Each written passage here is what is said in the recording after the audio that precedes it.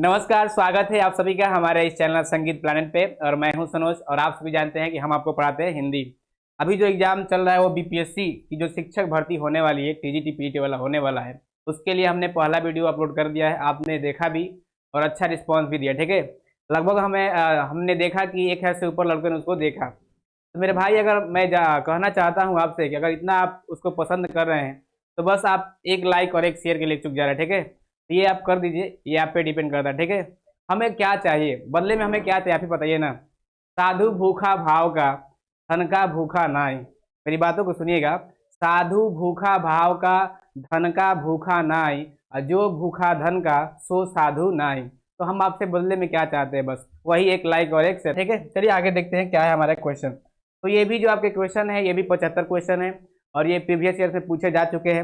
और कब पूछे गए हैं थोड़ा आपको हम यही बता दे रहे हैं, ध्यान से रखिएगा। देखिए 25 अगस्त 2023 को पूछे जा चुके हैं और ये सेकेंड शिफ्ट में मेरे भाई एग्जाम में क्या हुए, क्वेश्चन पूछे गए हैं और इनकी संख्या 75 होने वाली है। पिछले के वीडियो में हमने आपको 75 क्वेश्चन बड़ा ही अच्छे से बताया था, आपने उसका अच्छा रिस्पॉन्स भी दिया था, ठीक है। तो आप ध्यान दीजिएगा। और हाँ, आपको बता दें ये इंग्लिश नहीं है, ये हिंदी है। क्या है ये? हिंदी है। और आप तो जानते हैं कि हम आपको हिंदी पढ़ाते हैं, ठीक है।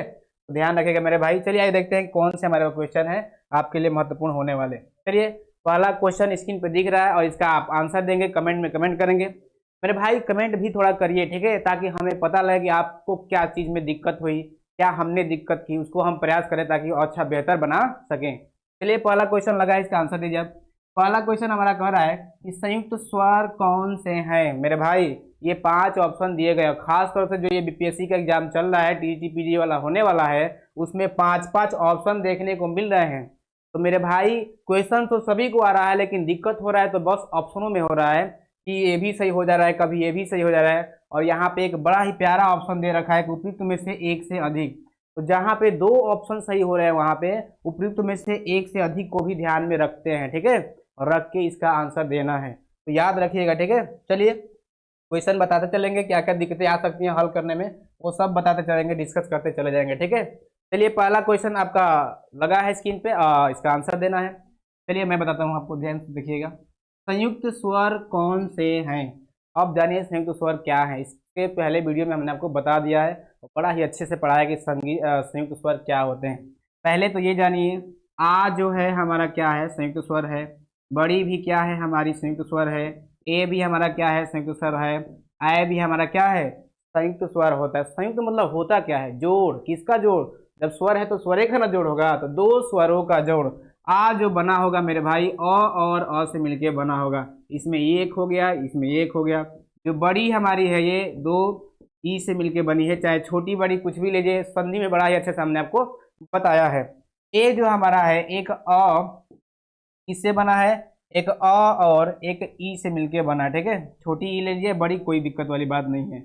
ए जो बना है, ठीक है। हमारा ए कैसे बना है? ए जो बना है हमारा अ प्लस ए से मिलकर के बना है, ठीक है।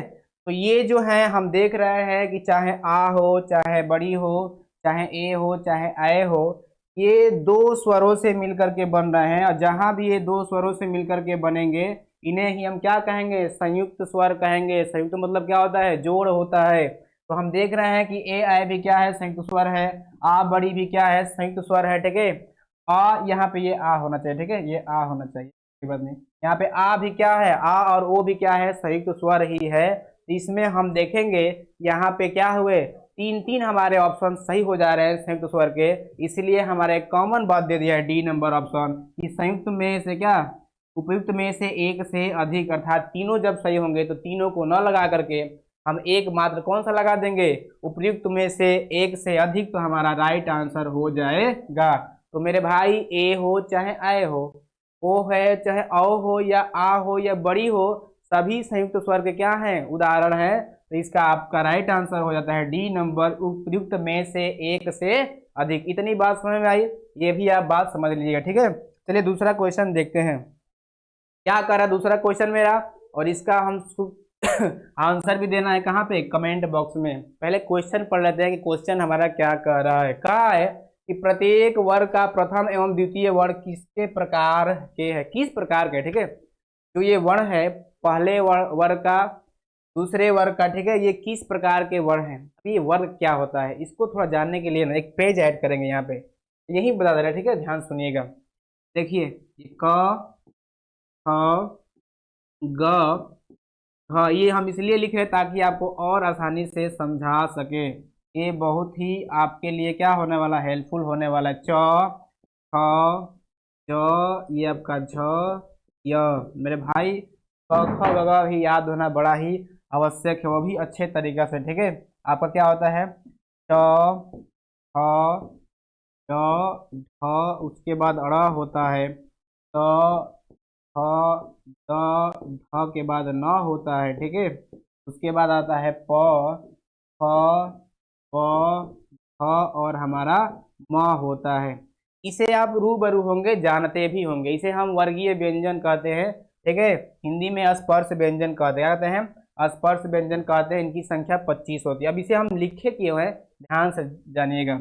इसको आप क वर्ग कहते हैं, इसको च वर्ग, इसको ट वर्ग, इसको त वर्ग और इसको प वर्ग कहते हैं। क्वेश्चन यहीं से हमारा क्वेश्चन का आंसर मिलने वाला है। कैसे, ध्यान सुनिएगा। इसे हम कहते हैं पहला, इसको कहते हैं दूसरा, इसको तीसरा, इसको चौथा और इसे पांचवा। क है तो पहला वर्ग में आ जाएगा, ख वाला दूसरा वर्ग में, ये ग के सामने, तीसरे में ये घ के सामने, चौथे में ये अंग के सामने, पांचवे में आ जाते हैं। अब क्वेश्चन पूछा है कि प्रत्येक वर्ग का, अर्थात ये प्रत्येक जो पांचों हमारे वर्ग है, इनका प्रथम अर्थात ये पहला और द्वितीय अर्थात ये सबका पहला दूसरा, सबका पहला दूसरा किस प्रकार के क्या हैं, लिखा है यहाँ पे कि किस प्रकार के हैं, ठीक है। अर्थात ये क्या है, ऑप्शन दे रखा है नाद, मतलब गूंज है या घोष है या घोष है। अब बात आती है घोष और अघोष क्या होता है। एक ट्रिक आपको बताया, ध्यान सुनिएगा। जब हमारी स्वर तंत्रियां, जिन हम वर्णों का उच्चारण करते हैं और स्वर तंत्रियां ज्यादा कंपन करती हैं तो हम उन्हें घोष कहते हैं। जब कम कंपन करती हैं तो अघोष होते हैं। अल्पप्राण महाप्राण क्या होता है, जान लीजिएगा। जब मुख से ज्यादा हवा निकलती है तो उसे हम महाप्राण कहते हैं, और जब मुख से कम हवा निकलती है उन्हें हम अल्प प्राण कहते हैं। अब पहचानेंगे कैसे कि इनमें से कौन सा घोष अघोष होगा, कौन सा अल्प प्राण महाप्राण होगा। छोटा सा एक ट्रिक जान लीजिए, बाकी विस्तार से हम तो इसको पढ़ाए ही हैं, आप देखे भी होंगे, ठीक है। नहीं देखें तो आप वीडियो देख सकते हैं, ठीक है। क्या है ट्रिक, ध्यान सुनिएगा मेरे भाई। 1 3 5, ठीक है, और बटे में क्या होता है 24। ये किसके लिए है, तो ये अघोष है, क्या है, अघोष है, और क्या है, सघोष है। क्या है, केवल घोष ही रहने दीजिए, सघोष भी कहते हैं, कोई बात नहीं। ये क्या है, घोष है। अघोष और घोष के लिए है। ये कौन सा ट्रिक है, 135/24, 135/24, ठीक है। ये ध्यान रखिएगा। चलिए इसको थोड़ा आपसे लिखते हैं, थोड़ा सा मिस्टेक हो गया। इतना बात आपको समझ में आ रही है क्या आपका, ये आपका 12 क्या हो जाएगा, ये आपका 12/345। ये जो होता है घोष, क्या होता है, घोष होता है, और ई जो होता है अघोष होता है। क्या होता है, अघोष होता है। मेरी बात को ध्यान से समझिएगा, थोड़ा सा मिस्टेक हो गया था। अघोष होगा और क्या होगा, अघोष होगा। इसका मतलब क्या हुआ कि जो क है और ख है, प्रत्येक वर्ग का जो पहला और दूसरा वर्ण है वो घोष होता है, और प्रत्येक वर्ग का जो तीसरा चौथा जो पांचवा होता है अघोष होता है। अब इसका आंसर आप आराम से दे देंगे। क्या कहा है कि प्रथम और द्वितीय, अर्थात ये प्रत्येक वर्ग का जो पहला दूसरा पहला दूसरा पहला दूसरा जो वर्ण होते हैं क्या होते हैं, तो मेरे भाई, ये मेरे भाई क्या होते हैं, ये अघोष होते हैं। क्या होते हैं, अघोष। यह भी थोड़ा मिस्टेक हम कर गए, चलिए कोई बात नहीं, कोई बात नहीं, सुधार देना इसको, ठीक है। ये होगा आपका अघोष और ये आपका क्या हो जाएगा, घोष हो जाएगा, ठीक है। घबराने की कोई बात नहीं है, घबराने की कोई बात नहीं, ठीक है। इसे हम सही कर देना, ठीक है। अब आपको बात समझ, ये क्लियर बात है, ठीक है। अब ये क्लियर हो गया, प्रत्येक वर्ग का पहला और जो दूसरा होता है अघोष होता है, बाकी तीसरा चौथा जो पांचवा होते हैं आपके क्या होते हैं, आपके क्या होते हैं, घोष होते हैं। अघोष से मतलब क्या है, स्वर तंत्रियां कम कंपन करे। घोष से क्या मतलब है, स्वर तंत्रियां ज्यादा कंपन करे। अब इसका हम एग्जाम्पल सटीक दिखा रहे हैं, कैसे आप पहचानेंगे, देखिए बोल करके देखिए। क ख ग घ अंग, क्या है, क ख को बोलने में कम, ठीक है, कम घर्षण हो रहा है, लेकिन ग घ अंग को बोलने में ज्यादा घर्षण हो रहा है, ज्यादा कंपन हो रहा है। इसलिए हम इसे क्या कहेंगे, घोष कहेंगे तीसरे चौथे पांचवे को। लेकिन पहले दूसरे को क्या कहेंगे, अघोष कहेंगे। और मेरे भाई प्रत्येक वर्ग का प्रथम द्वितीय वर्ग किस प्रकार के हैं, तो ये हमारे अघोष हैं। किस प्रकार के हैं, अघोष हैं। अगर आपको अच्छा लग रहा होगा, ठीक है, तो आप कमेंट जरूर करिएगा, ठीक है, लाइक जरूर करिएगा, ठीक है। आगे देखते हैं अगला क्या है मेरे भाई। अगला क्वेश्चन देखिए, अगला है कि ख और घ ध्वनि किस प्रकार की हैं। अब आ गया अल्प प्राण और महाप्राण, ठीक है। हमने घोष का ट्रिक बड़ा ही प्यारा बताया। क्या ट्रिक था हमारा, ट्रिक था हमारा 12 क्या था, 12 क्या था 345, ठीक है। ये क्या होते थे, ये अघोष होते थे। और नीचे हमारा क्या होता था, घोष होता था। मेरे भाई घोष को हम सघोष भी कहते हैं, तो घबराइएगा मत, ठीक है। घोष को हम सघोष भी कहते हैं।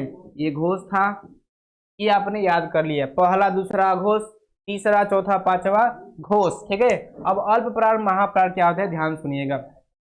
अल्प प्राण महाप्राण क्या होते हैं, 345 अपान होता है 24, क्या होता है 24।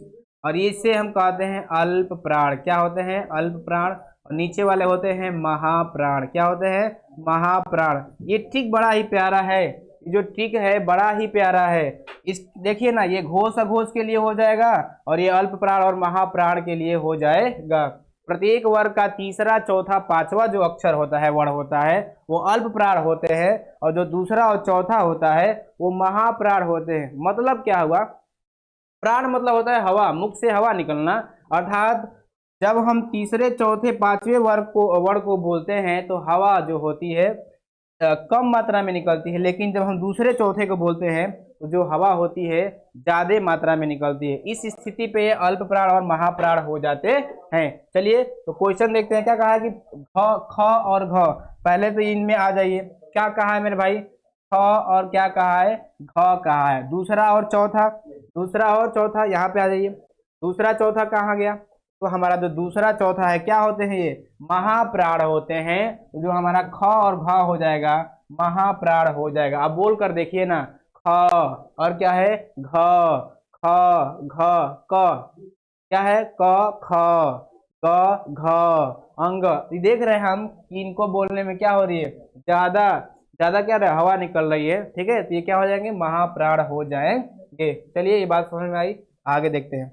आगे हमारा क्या है, आगे है कि संघ की राज, हाँ संघ की राजभाषा हिंदी और लिपि देवनागरी होगी।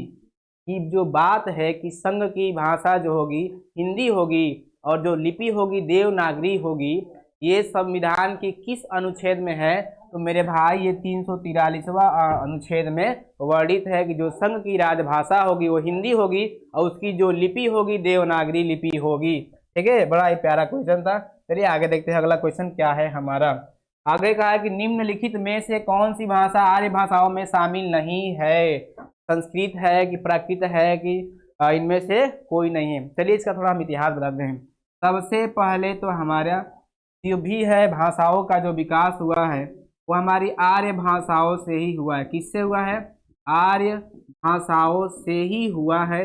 ये आपको पता होगा, नहीं पता है तो आप जान लीजिए। आर्य भाषा से पहले क्या विकसित होती है, हमारी संस्कृत होती है, जिसको हम आर्य जननी भी कहते हैं। संस्कृत के बाद हमारी पाली का विकास होता है। पाली के बाद हमारा प्राकृत का विकास होता है। प्राकृत के बाद हमारा अवहट, क्या है अवहट भी क्या है, एक भाषा है, अवहट का विकास होता है। अवहट के बाद अपभ्रंश आता है, क्या आता है अपभ्रंश आता है। और अपभ्रंश के बाद हमारी क्या आती है, हिंदी आती है। तो मेरे भाई हिंदी जो है इन भाषाओं से गुजर करके ये अपना रूप हिंदी का लेती है। तो क्वेश्चन पूछा है ना कि निम्नलिखित में से कौन सी भाषा आर्य भाषा में शामिल नहीं है। अब आप ही देखिए ना, संस्कृत आर्य से ही निकली है, पाली भी निकली, प्राकृत, अवहट और अपभ्रंश और हिंदी। इसमें से हम देख रहे हैं संस्कृत है प्राकृत है, तुर्की हमारा क्या होगा नहीं हो जाएगा। और यही हमारा राइट आंसर हो जाता है। पूछा है कि निम्नलिखित में से कौन सी भाषा आर्य भाषा में शामिल नहीं है। क्या दिखा है यहाँ पे, नहीं है, तो क्या हो जाएगा तुर्की यहाँ पे नहीं होगी। आगे देखिए आगे क्या कर रहा है, आगे कह रहा है कि भाववाचक संज्ञा कौन सी है। लो भाई आ गई हमारी संज्ञा। किसी भी व्यक्ति वस्तु का नाम या स्थान के नाम क्या कहते हैं, संज्ञा कहते हैं, जानते होंगे आप। संज्ञा जो होती है 5 प्रकार की होती है। कौन कौन, व्यक्तिवाचक संज्ञा, क्या है हमारी व्यक्तिवाचक संज्ञा। दूसरी हमारे क्या है जातिवाचक संज्ञा, क्या है मेरे भाई, जातिवाचक संज्ञा। तीसरी क्या है हमारा, समूहवाचक संज्ञा कहिए, समूहवाचक या कभी समुदायवाचक भी होता है, कोई बड़ी बात नहीं, समूहवाचक संज्ञा। चौथी हमारी क्या है, पदार्थवाचक संज्ञा। इधर उधर हो जा रहा है कोई बात नहीं है, पदार्थवाचक संज्ञा। पदार्थवाचक को द्रव्यवाचक भी कहते हैं, कोई वो नहीं है, ठीक है।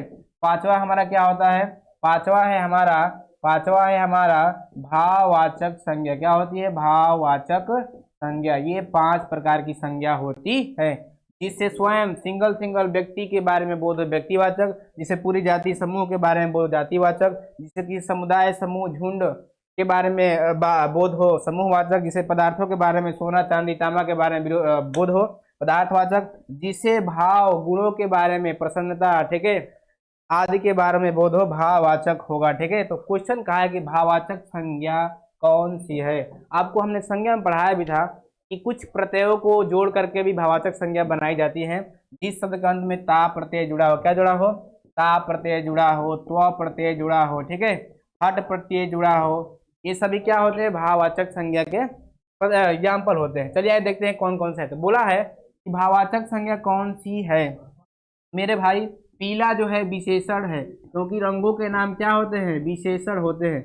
अच्छा भी हमारा क्या है, विशेषण है, क्योंकि ये क्या है, गुण का बोध करा रहा है, चाहे रंग हो, चाहे रूप हो, चाहे दिशा हो, चाहे स्थान हो, इसका बोध कराए या रंगों का बोध कराए, वो सब विशेषण होते हैं। यहाँ पे जो मित्रता होगा, इसमें ता प्रत्यय भी जुड़ा है, यही हमारा क्या हो जाएगा, भाववाचक संज्ञा हो जाएगा, और ए हमारा राइट आंसर हो जाता है। ये आप देख लीजिएगा। चलिए आगे देखते हैं। अगला क्वेश्चन क्या कर रहा है हमारा, निम्नलिखित में से कौन सा प्रश्नवाचक सर्वनाम नहीं है। इसका मतलब 2 होंगे, 3 होंगे, एक बस नहीं होगा, उसी को चूज करना है। किससे प्रश्न का पूछने का काम कर रहा है, तो है किन के प्रश्न पूछने का काम कर रहा है, किसी से नहीं, स्वयं किसी व्यक्ति के बारे में बात कर रहा है, तो किसी से ये हमारा क्या हो जाएगा, प्रश्नवाचक सर्वनाम नहीं होगा, बाकी दोनों होंगे। और वही तो पूछा था कि निम्नलिखित में से कौन सा प्रश्नवाचक सर्वनाम नहीं है, तो नहीं है कौन होगा, किसी से, किसी से, ठीक है। आगे देखते हैं। मैंने नौकर से खाना बनवाया, आ गई हमारी क्रिया। पूरे हिंदी में क्रिया 3 तरह से, एक तो कर्म के आधार पर, किसके आधार पे, कर्म के आधार पर। दूसरा हमारा क्या है, रचना या बनावट के आधार पर, किसके आधार पर, रचना या बनावट, रचना या बना, ठीक भाई, रचना या बनावट के आधार पर, के आधार पर। और तीसरा हमारा होता है काल के आधार पर, किसके आधार पर, काल के आधार पर। अब अंदर चले जाएंगे तो बहुत सारी क्रियाएं मिलेंगी। कर्म के आधार पर क्रिया 2 प्रकार का, सकर्मक और अकर्मक, जिसमें कर्म होगा, ठीक है, वो सकर्मक, जिसमें नहीं होगा वो कर्मक, ठीक है। रचना के आधार पर क्रिया के 8 भेद होता है, ठीक है। कौन कौन से, तो सामान्य क्रिया संयुक्त क्रिया, पूर्णकालिक क्रिया, उसके बाद बहुत सारी क्रिया है, ठीक है, नाम धातु क्रिया, ठीक है, सर्वनामिक सांकेतिक, ठीक है, सर्वनामिक क्रिया होती है, इसका निर्माण सर्वनाम से होता है। ये रचना या बनावट में आती है। काल के आधार पर संज्ञा के 3 प्रकार होते हैं, वर्तमान कालिक क्रिया, भूतकालिक क्रिया, भविष्यकालिक क्रिया, और उसके भी बहुत सारे प्रकार है, संदिग्ध वर्तमान, ठीक है, बहुत सारा प्रकार, ठीक है। फिलहाल आप यही जानिए कि जो क्रिया है पूरे हिंदी में 3 प्रकार से बनती हैं, कर्म के आधार पर 2, रचना या बनावट के आधार पर 8, और काल के आधार पर 3। क्वेश्चन पूछा है कि मैंने नौकर से खाना बनवाया।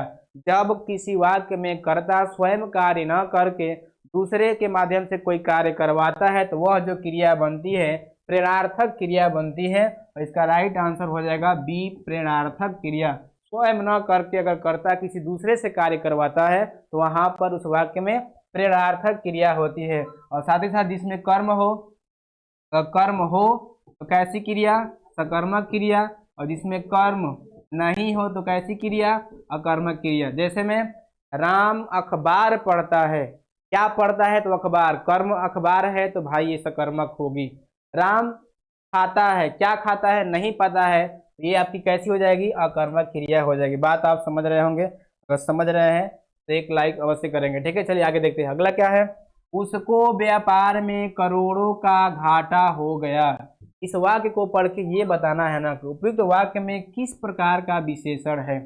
उसको व्यापार में करोड़ों का घाटा हो गया, किस प्रकार का क्या है, विशेषण है। अरे भाई पूरे हिंदी में विशेषण 4 प्रकार के होते हैं, ठीक है।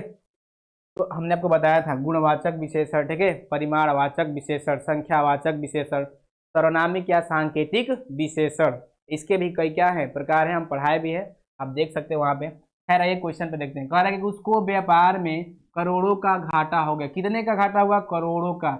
लेकिन करोड़ों का घाटा तो हुआ है, लेकिन निश्चित नहीं है कि कितने करोड़ का घाटा हुआ है, अनिश्चित है। और साथ ही साथ संख्या का भी बोध करा रहा है, तो संख्या भी हमारा क्या हो जाएगा, इसका आंसर हो सकता है, लेकिन परिमाण तो ये होगा नहीं। लेकिन अनिश्चय भी है, क्योंकि कितने करोड़ का निश्चय नहीं है कि 7 करोड़ का घाटा हुआ है कि 8 करोड़ का कि 10 करोड़ का, ठीक है। इसलिए संख्या न लगा करके अगर आप अनिश्चय बोधक का को लगाते हैं तो इसका राइट आंसर सटीक होगा, ठीक है। सी इसका क्या हो जाता है, राइट आंसर हो जाता है अनिश्चय बोधक, ठीक है। क्या होगा? अनिश्चय बोधक संख्यावाचक विशेषण। क्या है ये? विशेषण ही पूछा था, विशेषण हो जाता है, तो सी इसका राइट आंसर हो जाएगा। अगला क्वेश्चन क्या कर रहा है, शब्द का अर्थ बोध कराने वाला कौन सा शब्द है, ठीक है। वो कौन सा ऐसा शब्द होता है जो अर्थ का बोध कराता है, ठीक है मेरे भाई। कोई भी शब्द हो, अगर शब्द शक्ति होगी उसके पास, उसका बोध कराएगा, ठीक है।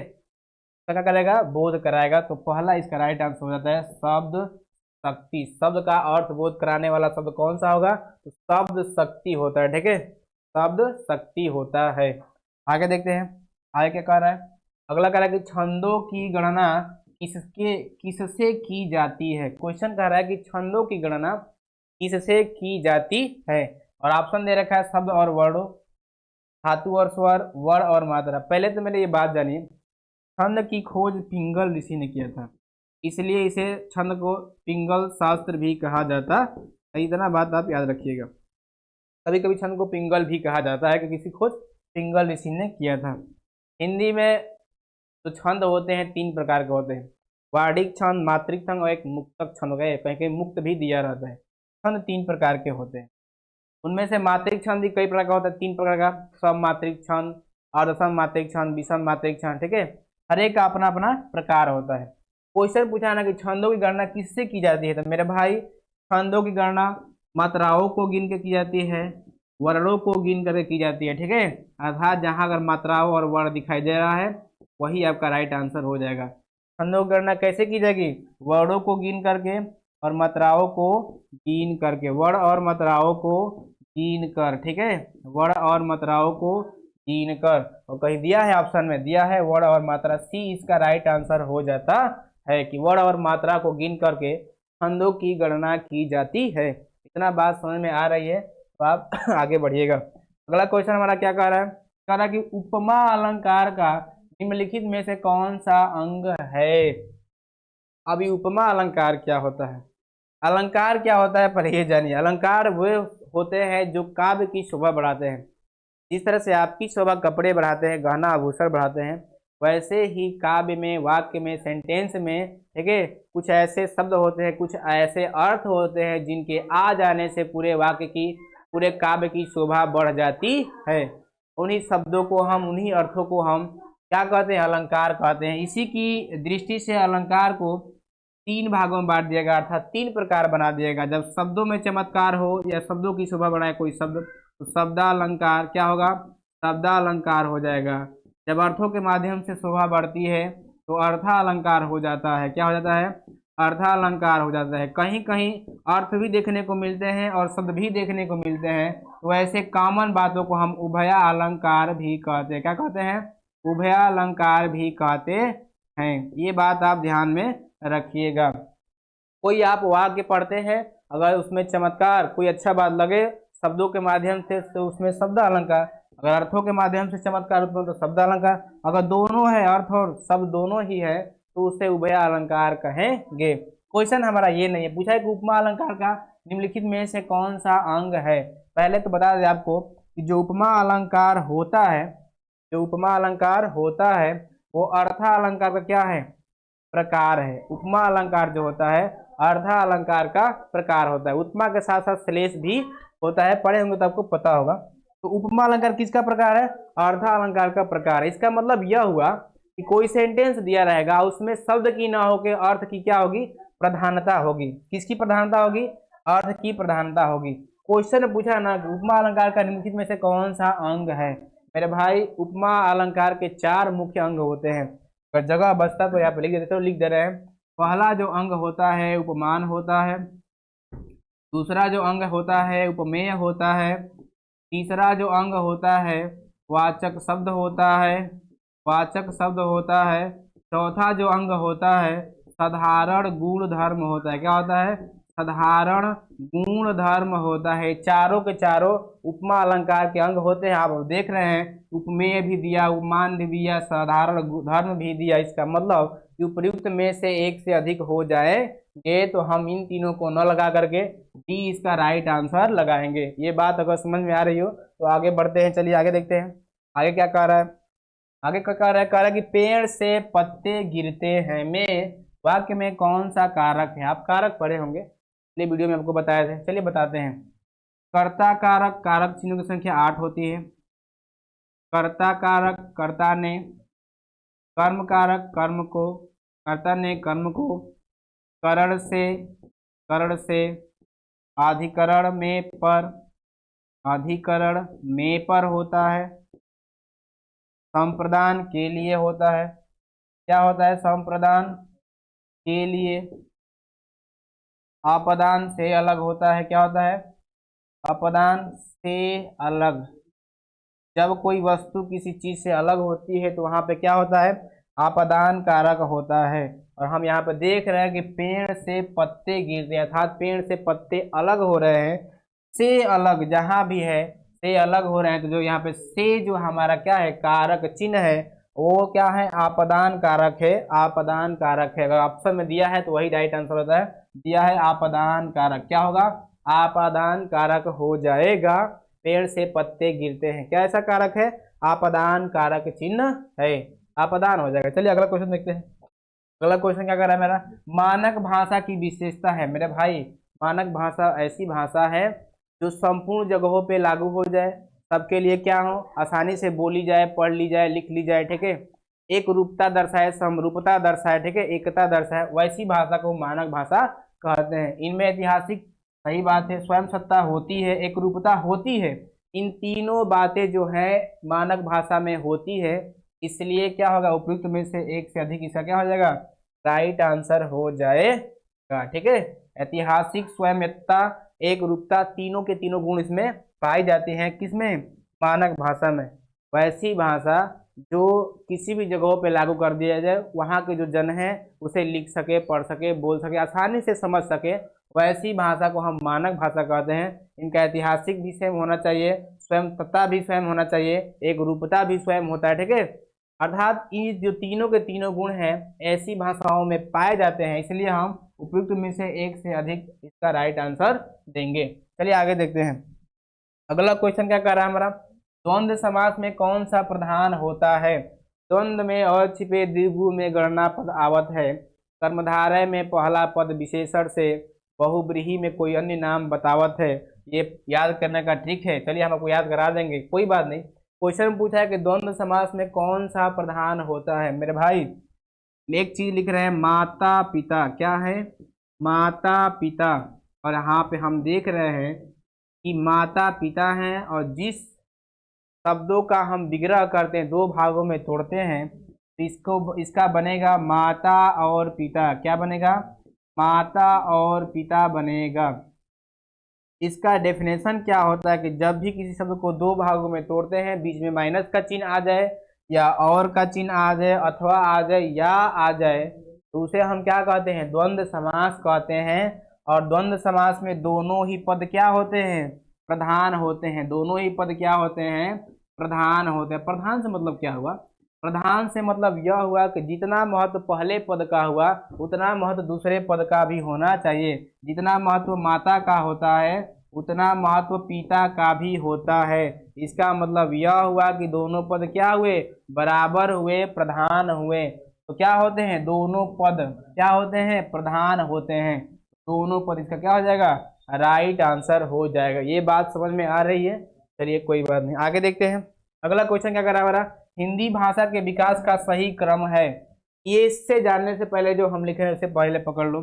सबसे पहले तो हिंदी भाषा का जो विकास होता है संस्कृत से होता है। संस्कृत के बाद हमारी पाली आती है। पाली के बाद क्या आता है? प्राकृत आता है, ठीक है। प्राकृत के बाद क्या आता है? अवहट एक भाषा है, ठीक है, अवहट आता है। अवहट के बाद क्या आता है? अपभ्रंश आता है। अपभ्रंश आता है और अपभ्रंश से विकसित होकर तब हमारी हिंदी आती है। अगर ये कहीं क्रम दिखाई दे रहा है तो मेरे भाई उसी को हम टिक करेंगे। पहले संस्कृत, चलो पहले संस्कृत, तब प्राकृत, तब प्राकृत, तब पाली, तो पाली दिया ही है। उसके बाद क्या है हमारा? अपभ्रंश है, तो बी इसका राइट आंसर हो जाता है। उसके बाद हमारी हिंदी विकसित होती है। उसके बाद हमारी हिंदी विकसित होती है। नहीं, ये गलत है, पहले क्या आना चाहिए? पाली आना चाहिए ना जी। संस्कृत के बाद पाली, यहाँ पे पाली नहीं है, ठीक है। पाली को पहले आना चाहिए प्राकृत से, ठीक है। इसलिए उपयुक्त में से कोई नहीं, ई इसका राइट आंसर हो जाएगा, ठीक है। गलत नहीं, एकदम सटीक है, ठीक है। ई इसका क्या हो जाएगा? राइट आंसर हो जाएगा, क्योंकि सबसे पहले हिंदी का विकास में संस्कृत की भूमिका होती है। उसके बाद पाली, तब प्राकृत, तब अवहट, तब अपभ्रंश, तब उसके बाद क्या आता है? हिंदी का स्थान आता है। तो इसका ई राइट आंसर हो जाएगा, इनमें से कोई नहीं। अगला क्वेश्चन देखते हैं। अगला क्वेश्चन का प्राकृत पेंगलम के छंद किस रस से संबंधित है? पहले तो जानिए कि इसकी जो रचना किए थे, इनका नाम है हेमचंद्र। क्या नाम है इनका? हेमचंद्र ने इसको लिखा है, इसके रचनाकार है, ठीक है, हेमचंद्र। और इनकी जो बुक है प्राकृत पेंगलम, इसमें किस रस की प्रधानता है? तो मेरे भाई इसमें वीर रस की क्या है? प्रधानता है। किस रस की प्रधानता है? तो वीर रस की क्या है? प्रधानता है। चलिए आगे देखते हैं, आगे क्या कह रहा है। अगला क्वेश्चन देखते हैं। अगला क्वेश्चन कह रहा है कि भाषाओं के पारिवारिक वर्गीकरण का आधार है। मतलब भाषाओं का जो वर्गीकरण किया गया है, बांटा गया है, किस बेस पे बांटा गया, उनका आधार क्या है, बेस क्या है? तो मेरे भाई वो इतिहास, ठीक है, इतिहास के आधार पर भी उनको बांटा गया है, ठीक है, उनका वर्गीकरण किया गया है। बी इसका राइट आंसर हो जाता है। रूप रचना नहीं होगा, अर्थ भी इसका नहीं होगा। इतिहास के आधार पर भाषाओं का पारिवारिक वर्गीकरण किया गया है। अगला क्वेश्चन देखते हैं। अगला क्वेश्चन कह रहा है कि संकलन त्रय की नाट्य अनिवंतिक नहीं है, ठीक है, अनिवंती नहीं है। इसको हम बता दें, इसके लिए तीन है। क्या है? इसके लिए तीन है। काल होता है, स्थान भी होता है, क्रिया उसमें नहीं होती है, और इसी को ठीक करना है, ठीक है, कि नहीं है तो इसमें क्रिया हो जाएगा इसका राइट आंसर। काल होता है, स्थान भी होता है, काल हमारा होता है, स्थान हमारा होता है, ठीक है, ये दोनों के दोनों ही होते हैं, ये हमारा क्रिया नहीं होती है, तो यही इसका राइट आंसर हो जाएगा, ठीक है, संकलन का। आगे देखिए अगला क्या कह रहा है। आगे क्वेश्चन कर रहा है कि संज्ञा अथवा सर्वनाम के जिस रूप से उसका संबंध वाक्य में किसी दूसरे शब्द के साथ प्रकाशित होता है उसे कहते हैं। आप ही एक चीज देखिए, तो बड़ा ही सुंदर से बताने का प्रयास कर रहे हैं। देखिएगा, एक क्वेश्चन लिख रहे हैं, राम ने रावण को मारा। राम ने रावण को मारा, एक सेंटेंस है। क्या है? ये एक सेंटेंस है, मारा। अगर हम यहाँ से क्या कर दे, अगर हम यहाँ से ने को हटा दे, को हटा दे, तो हम देखते हैं कि राम रावण मारा, कोई रिलेशन ही नहीं बन रहा है, कोई संबंध ही नहीं बन रहा। इससे हमें ये ज्ञात होता है कि जब मेरा कारक चिन्ह यहाँ पे ने था और जो को था, वो दो शब्दों में संबंध तथा दो शब्दों को जोड़ने का काम कर रहे थे, और जहां भी जोड़ने का संबंध स्थापित करने का काम करे उन्हें हम क्या कहते हैं? उन्हें ही तो हम कहते हैं कारक। क्या कहते हैं? उन्हें ही तो हम कहते हैं कारक चिन्ह। और हिंदी में इनकी संख्या 8 होती है, इसी वीडियो में आपको मैंने बताया। उन्हें हम कारक कहते हैं। क्या कहते हैं? कारक कहते हैं। ये बात आपको पता होनी चाहिए। चलिए आगे देखते हैं। अगला क्या कह रहा है हमारा क्वेश्चन, कह रहा है कि जिस शब्द की शक्ति से उसके सांकेतिक अर्थ का बोध हो वह कौन सी शब्द शक्ति होती है? मेरे भाई इसको आप जान लीजिए, इसका जो आंसर था अभिधा था, ठीक है। जिस किसी शब्द से उसकी सांकेतिक अर्थ का बोध हो उसे हम क्या कहते हैं? अभिधा कहते हैं। किसी भी शब्द की तीन किसी भी शब्द शक्ति की तीन प्रकार होते हैं। अभिधा होती है, क्या होता है? अभिधा होता है। उसके बाद एक जो होता है लक्षणा होता है, और जो तीसरा जो होता है आपका व्याकरण होता है। क्या होता है? व्याकरण। व्याकरण, सॉरी व्याकरण होता है, व्यंजना होता है। क्या होता है? व्यंजना होता है, व्यंजना होता है, ठीक है। किसी भी शब्द की शक्ति तीन प्रकार की होती है। क्या लिखे हैं, अभिधा, क्या है ये अभिधा होता है, लक्षणा होता है और व्यंजना होता है। किसी भी शब्द की, ठीक है, तीन शक्तियां होती हैं, अभिधा, लक्षणा और व्यंजना, ठीक है। और जो सांकेतिक अर्थ देते हैं उनको हम अभिधा कहते हैं, और इसमें अभिधा होगा, ठीक है, इसमें क्या होगा, अभिधा होगा, ध्यान रखिएगा, ठीक है। ये तीन याद रखिएगा, बड़ा ही महत्वपूर्ण बात है, ये अंदर की बात है मेरे भाई, इसको ध्यान से देखिएगा। अगला क्वेश्चन क्या कर रहा है, वक्रोतिवाद, ठीक है, वक्रोतिवाद के प्रतिपादक आचार्य हैं मेरे भाई। वक्रोतिवाद के जो प्रतिपादक आचार्य हैं, मम्मट ने तो रसों को भी क्या लिखा है, इसमें से 8 रसों की रचना हमारे कौन किए हैं, भरत मुनि ने किया है, जिन्हें रसों का जनक भी हम कहते हैं। और चूंकि 9वां रस शांत रस, 10वां रस वात्सल्य रस, और जो 11वां रस है भक्ति रस, उसमें आचार्य मम्मट और पंडित जगन्नाथ का बड़ा ही महत्वपूर्ण रोल है। तो रसों के खोजकर्ता मम्मट भी आ जाएंगे, ठीक है। हेमचंद्र अभी हमने उनको बताया जो लिखे थे, कुंतम इसका राइट आंसर हो जाएगा, ठीक है, कुंतम। वक्रोक्तिवाद के प्रतिपादक आचार्य कौन है, कुंतम इसका राइट आंसर हो जाता है। चलिए आगे देखते हैं। अगला क्वेश्चन मेरा क्या कह रहा है, अगला क्वेश्चन क्या कह रहा है मेरा, कि निम्नलिखित कथनों, ठीक है, स्थापना अ और तर्क ब पर विचार कीजिए और नीचे दिए गए कूट से सही विकल्प का चयन कीजिए। मतलब यहाँ पे दो अ और ब कथन दिए गए हैं, एक स्थापना दिया गया है और एक तर्क दिया गया है, उस पर विचार करके इन क्वेश्चनों से इसका आंसर देना, ठीक है। चलिए देखते हैं। कहा है कि कला का आस्वाद युग निरपेक्ष नहीं होता, गलत बोला है, होता है, ठीक है।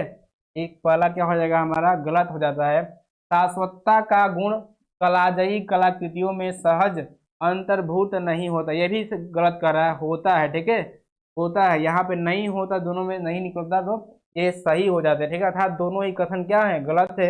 यहाँ पे हम लगाएंगे कि अ गलत है और ब क्या है, सही, नहीं, अ और ब दोनों क्या है, गलत है, बी इसका राइट आंसर हो जाएगा, ठीक है। अगला क्वेश्चन देखते हैं। अगला क्वेश्चन क्या कर रहा है, निम्नलिखित कथनों स्थापना अ और तर्क ब पर विचार कीजिए और नीचे दिए गए कूट में से सही विकल्प का चयन कीजिए। मेरे भाई ऐसे क्वेश्चन एग्जाम में देखने को मिलेंगे, और इनको बताने के बाद जो अगला वीडियो में लेकर आऊंगा, इसमें 4-5 क्वेश्चन ऐसे टाइप कर लाऊंगा ताकि और आसानी से इसके बारे में हम समझ सके, ठीक है। चलिए देखते हैं।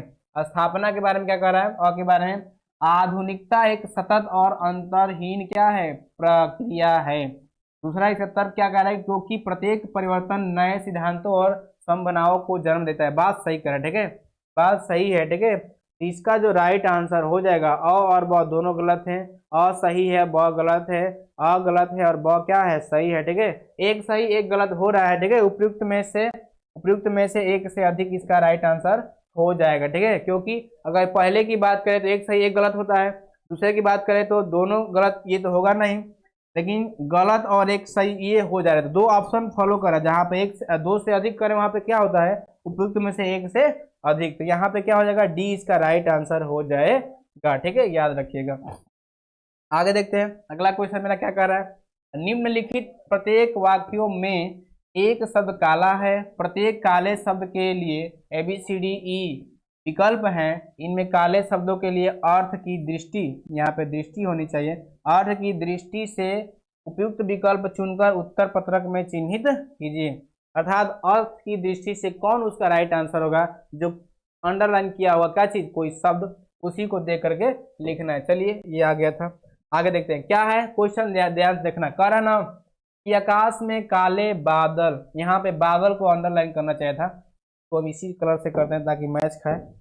चलिए बादल, ये बादल के बारे में बताना है, आकाश में काले बादल हैं, बादल का सही अर्थ क्या होगा, ठीक है, बादल का सही अर्थ क्या होगा, वही तो पूछा था मेरे भाई, वही ने पूछा था कि काला है, प्रत्येक काले शब्द के, ठीक है, लिए ABCD विकल्प हैं, काले शब्द के लिए अर्थ की दृष्टि से उपयुक्त विकल्प, हाँ ठीक है, अर्थ की दृष्टि से उपयुक्त विकल्प चुन करके लिखिए। बादल के लिए अर्थ की दृष्टि से इसमें कौन सा विकल्प सही होगा, मेरे भाई बादल का जो पर्यायवाची शब्द होता है, ये बादल का अर्थ जो होता है, बादल का जो अर्थ होता है, मेघ भी होता है, मेघ होता है कि नहीं, होता है, वारिद भी होता है, वारिधर, वारिधर क्या है, वारिधर भी होता है, वारिधर भी होता है, ठीक है। उसके बाद अभ्र भी बादल का ही अर्थ होता है, ठीक है, अर्ध भी बादल का ही अर्थ होता है। तो यहाँ पे देखते हैं कि मेघ भी है, अभ्र भी है, वारिधार भी है। इसका मतलब यह हुआ कि उपयुक्त में से एक से अधिक इसके क्या हो जाएंगे, विकल्प सही हो जाएंगे, और डी इसका राइट आंसर हो जाता है।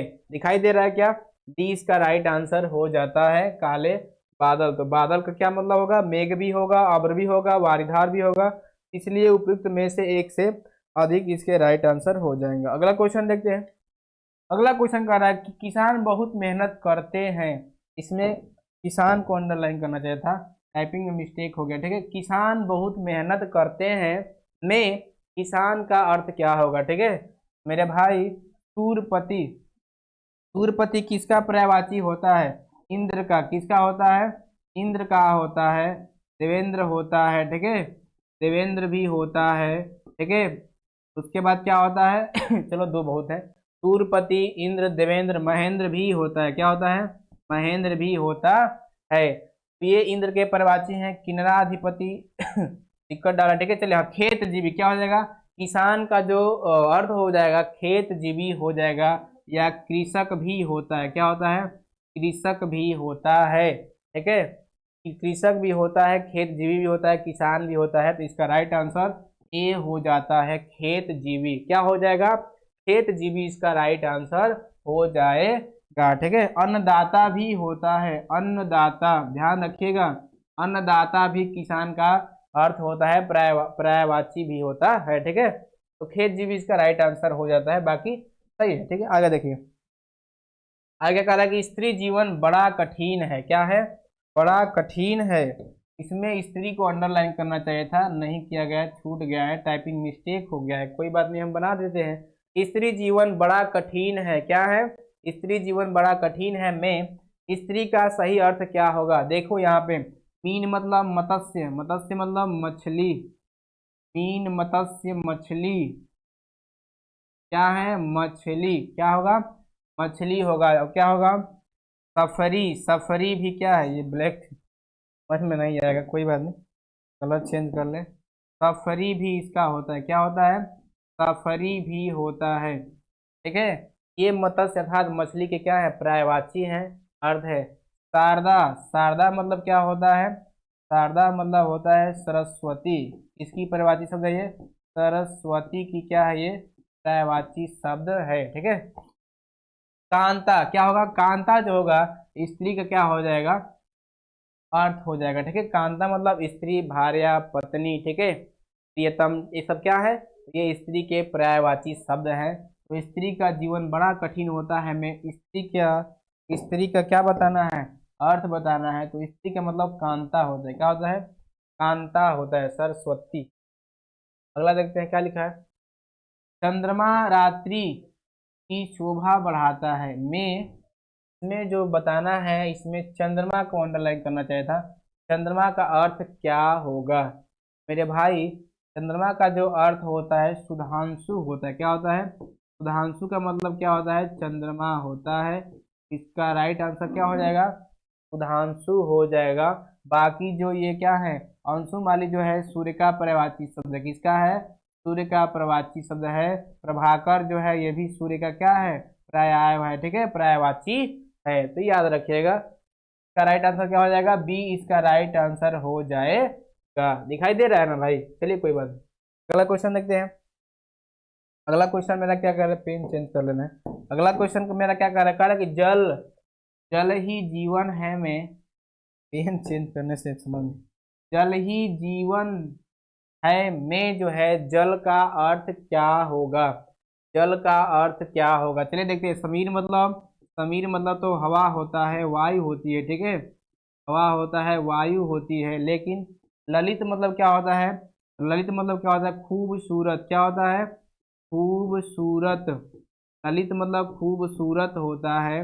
रूपवती या रूपवान होता है, रूपवान, दिखाई नहीं देगा, चलो इसको मिटा के, रूपवान होता है, क्या होता है, रूपवान होता है, खूबसूरत और रूपवान होता है ललित मतलब। शीला मतलब क्या होता है, पार्वती, क्या होती है, पार्वती होती है, ठीक है। सरस्वती होती है, क्या होती है, सरस्वती होती है। और क्या है हमारी लक्ष्मी, क्या है लक्ष्मी होती हैं, ठीक है। इला मतलब क्या है सरस्वती, लक्ष्मी और पार्वती होती है। अर्थात जल ही जीवन में, जल का जो मतलब होगा उपयुक्त में से कोई नहीं, क्या होगा उपयुक्त में से कोई नहीं, इसका राइट आंसर हो जाता है। क्वेश्चन मेरा क्या कह रहा है कि निम्नलिखित शब्दों में से उपसर्ग छांटकर सही विकल्प उत्तर पत्रक में चिन्हित कीजिए। पहले प्रश्न तो दिखाओ मेरे भाई, अब आगे आपके सामने प्रश्न। क्वेश्चन क्या कह रहा है कि सहकारी शब्द में उपसर्ग, देखिए ना यहाँ पे ये हेडिंग पढ़िए ना, कहा है कि उपसर्ग क्या है, उपसर्ग छांटकर सही विकल्प उत्तर पत्रक में चिन्हित कीजिए। क्वेश्चन बोला है कि सहकारी शब्द में कैसा उपसर्ग है। उपसर्ग वे शब्द होते हैं जो मूल शब्द के आगे जुड़ते हैं, और प्रत्यय वे होते हैं जो मूल शब्द के पीछे जुड़ते हैं।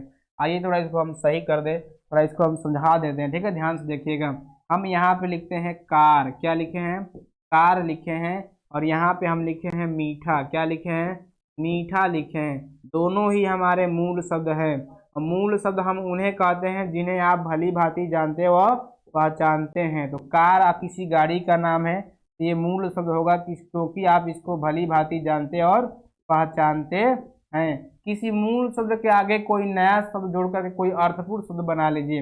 उप जोड़ेंगे तो हमारा क्या बन जाएगा उपकार, क्या बन जाएगा उपकार। इसमें कार क्या था मूल शब्द था, इसके आगे हमने जोड़ा, जो नया शब्द जोड़ा है उसी को तो हम कहते हैं क्या चीज उपसर्ग कहते हैं, क्या कहते हैं उपसर्ग। मूल शब्द के पीछे आइए, इसमें आई जोड़ दीजिए, क्या जोड़ देंगे आप इसमें आई जोड़ दीजिए, क्या बन जाएगा आपका मिठाई बन जाएगा, क्या बन जाएगा मिठाई बन जाएगा। तो हम यहाँ पे देखते हैं कि मूल शब्द क्या था हमारा, मूल शब्द हमारा क्या था मीठा था, इसमें हमने आई जोड़ा, मूल शब्द कहाँ जोड़ा पीछे जोड़ा। पीछे शब्दों को जब जोड़ते हैं तो इसे हम क्या कहते हैं प्रत्यय कहते हैं, क्या कहते हैं प्रत्यय कहते हैं। ये क्या आ गया भाई, इसे क्या कहते हैं प्रत्यय कहते हैं, हम क्या कहते हैं प्रत्यय कहते हैं। क्वेश्चन पूछा कि सहकारी में उपसर्ग बताना है, अर्थात इसमें कारी क्या है मूल शब्द है, क्या है कारी मूल शब्द है, और सह इसमें क्या लगा है उपसर्ग लगा है, क्या लगा है उपसर्ग लगा है। ये बात आपको समझ में आनी चाहिए। अगला क्वेश्चन क्या है कि सुडौल, सुडौल में कैसा उपसर्ग लगा है। तो डौल यहाँ पे क्या होगा मूल शब्द होगा, इसमें क्या हाँ इनमें से कोई नहीं दिखाई दे रहा है, यहाँ पे सु होना चाहिए था, ठीक है। ऐसे तो मिस्टेक नहीं होगा, ठीक है, उपयुक्त में से कोई नहीं, ठीक है। इसका ई राइट आंसर हो जाएगा उपयुक्त में से कोई नहीं। अगला देखते हैं, अगला क्या कर रहा है अभी उदय, अभी उदय, अभी प्लस उदय क्या बनेगा अभी प्लस उदय, अभी प्लस उदय। जब हम अभियुदय को किसको अभियुदय को दो भागों में डिवाइड करते हैं तो हमारा बनता है अभी प्लस उदय। पहला पद हमारा क्या है उपसर्ग है, दूसरा पद इसमें क्या है इसमें मूल शब्द है, क्या है मूल शब्द। और जब भी मूल शब्द के आगे कोई नया शब्द जुड़ा रहता है उसे हम उपसर्ग कहते हैं। तो अभी इसमें क्या हो जाएगा उपसर्ग हो जाएगा, अगर ऑप्शन में अभी है तो राइट आंसर होगा, दिया है सी नंबर, तो सी नंबर इसका क्या हो जाएगा राइट आंसर हो जाएगा। इसमें अभी क्या लगा है उपसर्ग लगा। ये बात आपको समझ में आ रही है क्या, ये बात आपको समझ में आ रही है क्या, अगर आ रही है तो आप कमेंट करिए, ठीक है, आप कमेंट करिए। आगे देखते हैं अगला क्या है, अगला है बदमाश, बदमाश में कैसा उपसर्ग जुड़ा है। तो इसमें मास जो है मूल शब्द है, और इसमें बद हमारा क्या हो जाएगा उपसर्ग हो जाएगा। बद अगर दिया है तो ये हमारा राइट आंसर हो जाता है। अगला क्वेश्चन देखते हैं संपूर्ण, संपूर्ण में कैसा उपसर्ग है। तो सम प्लस पूर्ण कैसे होता है सम प्लस पूर्ण होता है। यहाँ पे हम देखते हैं कि सम क्या है उपसर्ग है, अगर दिया है कहीं दिया है बी इसका राइट आंसर हो जाता है। अगला क्वेश्चन मेरा क्या कह रहा है कल निर्देश पढ़िए। तो 35 से क्या है 39 तक इनकी क्या है संख्या है, जो इसकी संख्या 4 है। कह रहा है कि निम्नलिखित शब्दों में कौन सा समास है। आइए हम समास से बात करते हैं। आपको समास तो पढ़ाए ही है, ठीक है, आप नहीं पढ़े हैं तो थोड़ा सा जान लीजिए इसके बारे में, आपको क्वेश्चन करने में आसानी हो जाएगी। जिसका पहला पद अव्यय वो अव्ययी भाव समास होता है। समझ में कहीं नहीं आए तो आप ऐसा समझ लीजिए कि कोई शब्द है उसको दो भागों में तोड़ रहे हैं, अब पहला पद उसका अव्यय निकल जा रहा है, समझने के लिए उपसर्ग मान लीजिए उपसर्ग निकल जा रहा है तो उसे हम अव्ययी भाव समास कहते हैं। द्वंद्व में और जिसके दोनों पद प्रधान हो या बीच में उसको तोड़ने के बाद और आ रहा है माइनस का चिन्ह, योजक का चिन्ह आ रहा है या अथवा आ रहा है, उसमें द्वंद्व समास होता है। ठीक है। द्विगु समास कोई शब्द है उसको दो भागों में तोड़ रहे हैं, पहला पद अगर संख्यावाचक निकल जा रहा है तो हमारा क्या हो जाएगा, द्विगु समास हो जाता है। कोई शब्द है उसको दो भागों में तोड़ रहे हैं, पहला पद अगर विशेषण हो जा रहा है तो वहां पे कर्मधारय समास हो जाता है। कोई शब्द को दो भागों में तोड़ रहे हैं, बीच में कारक चिन्ह आ रहा है, वहां पे तत्पुरुष समास हो जाता है। कोई शब्द तोड़ रहे हैं, पहला पद विशेषण बताए इसको, कोई शब्द को दो भागों में तोड़ रहे हैं, दोनों पद प्रधान न होकर के कोई तीसरा पद उत्पन्न हो जा रहा है, वहां पर बहुब्रीहि समास हो जाता है। वैसे तो समास 6-7 प्रकार के होते हैं, लेकिन कुछ का हम नाम लिख दे रहे हैं। पहला होगा अव्ययी भाव समास, क्या होगा, अव्ययी भाव समास। दूसरा हमारा होगा द्वंद्व समास, क्या होगा, द्वंद्व समास होगा। तीसरा हमारा होगा द्विगु समास, क्या होगा, द्विगु समास होगा। चौथा हमारा होगा कर्मधारय समास, क्या होगा, कर्मधारय समास होगा। पांचवा जो हमारा है तत्पुरुष समास, क्या है, तत्पुरुष समास, तत्पुरुष समास।